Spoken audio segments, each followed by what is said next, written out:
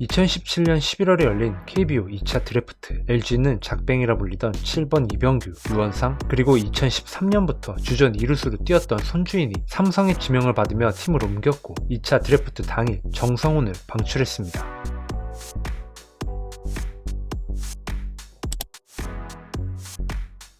그리고 데려온 3명의 선수는 1군 경험이 거의 없는 유망주들. 사실 들어온 선수들보다 나간 선수들의 이름값이 훨씬 높았기 때문에 주목을 받지 못했고 기대감도 낮았죠. 이 선수들을 뽑은 이유는 아주 명확했습니다. 나이가 어리고 젊어서 뽑은 것도 있지만 오로지 스피드만 보고 3명의 선수를 뽑은 것이었죠.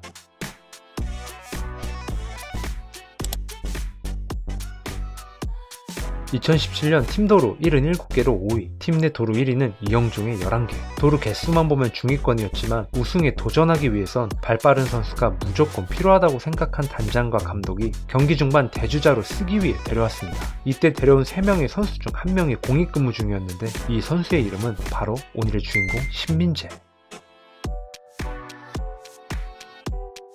사실 타격에 재능이 없는 편이 아니었고 도루도 많이 기록했는데 고등학교 졸업 시즌 부진한 모습을 보여주면서 스카우트들 눈에 띄지 못했습니다. 고교 시절 동안 가장 좋은 성적을 올렸던 2학년 때까지만 해도 대한야구협회와 SK가 아마야구 활성화를 위해 만든 제4회 야구 꿈나무 장학금 전달식에서 우수상을 차지했던 신민재.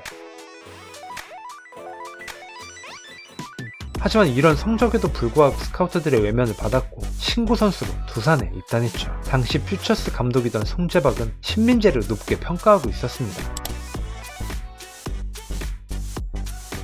군입대를 앞둔 정수빈의 빈자리를 메꿀 후보들 중에 신민재도 있었지만 퓨처스에서도 부진이 길어지자 빠르게 군입대를 선택했고 공익근무 중이던 그는 2018년 9월 만 22살의 나이로 소집 해제. 그 사이 팀이 두산에서 LG로 바뀌었죠. 키가 작긴 해도 내야, 외야 모두 소화 가능한 유틸리티 플레이어. 당시 코치들에게 스피드뿐만 아니라 근성도 좋다는 평가를 받았던 그는 100m 최고 기록이 10초대, 거의 육상선수급이었습니다. 그리고 1군 데뷔 시즌이었던 2019년 81경기에 나왔는데 타석수는 94번, 주로 대주자로 나와 빠른 발을 이용한 과감하고 적극적인 주루 플레이를 보여줬는데 도루 성공률이 아쉽긴 했습니다. 팀은 주전 2루수로 정주현을 밀어주고 있었고 그 와중에 정근우가 팀에 들어오면서 자연스럽게 밀린 그는 2020년에도 대주자 역할이었죠.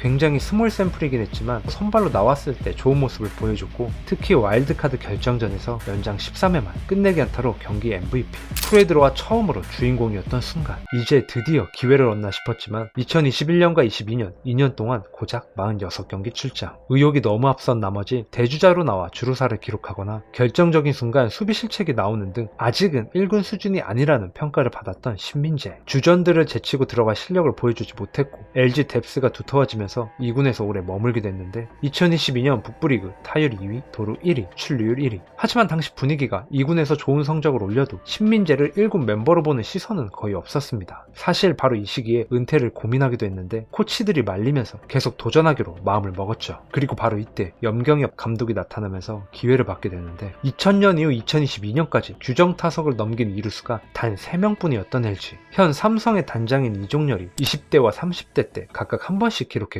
고등학교 시절 대형 유망주로 평가받았던 박경수는 4억 3천만 원이라는 당시 기준 야수 역대 2위의 몸값을 받으며 LG에 입단했죠. 하지만 기대와는 다르게 성장하지 못하면서 여기저기 백업 역할을 하다가 이루수로 뛰면서 기회를 받았지만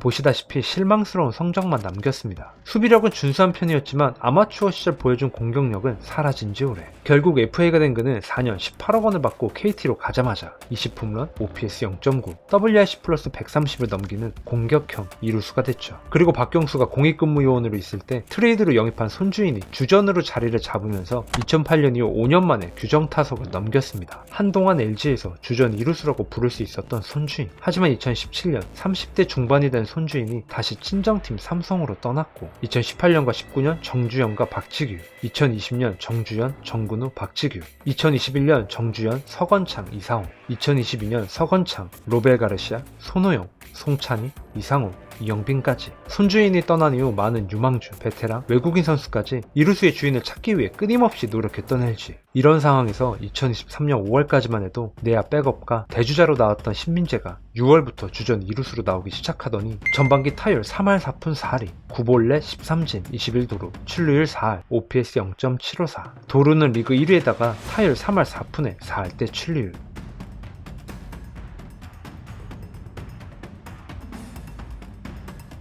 직전 시즌 외국인도 이루수로 데려왔지만 실패하면서 영원히 풀리지 않을 것 같았던 이루가 신고 선수로 입단해 2차 드래프트로 온 대주자가 차지할 거라고 누가 알았겠습니까? LG 트윈스 팬들에게는 신민재가 신데렐라였죠. 대주자 스페셜리스트를 중요하게 생각하는 염 감독이 최승민을 트레이드로 데려오면서 그는 드디어 대주자가 아닌 주전으로 자리를 잡았습니다. 후반기 특히 9월에 31타석 무안타의 슬럼프에 빠지기도 했지만 2023년 타율 2할 7푼 7리, 29볼넷 34삼진 37도루, 출루율 3할 4푼 4리, OPS 0.653, WRC 플러스 87, 도루는 리그 2위. 그리고 한국 시리즈에서 5경기 모두 주전으로 나온 그는 마지막 아웃카운트를 잡아내면서 29년 만에 우승을 함께 했습니다. 2024년에는 손주인 이후 8년 만에 LG 트윈스 이루수 100안타 돌파.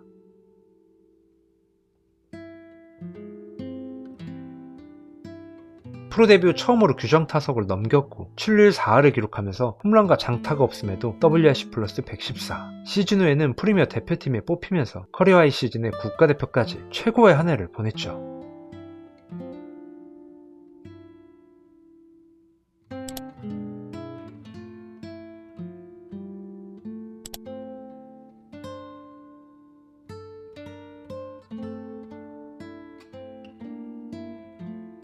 기다림의 시간은 길었고 기회는 쉽게 오지 않았습니다. 대주자로 뛰며 벤치를 지켜야 했던 날들, 노력해도 주전이 될 수 있을까 스스로를 의심했던 순간들. 하지만 그는 흔들려도 무너지지 않았습니다. 그렇게 버티고 이겨낸 끝에 LG 트윈스 우승의 마지막 퍼즐이자 국가대표로 성장한 인생 역전의 아이콘 신민재 이야기였습니다. 오늘도 제 영상을 끝까지 시청해주셔서 진심으로 감사합니다. 구독자분들 항상 건강하시고 다음 영상에서 또 뵙겠습니다.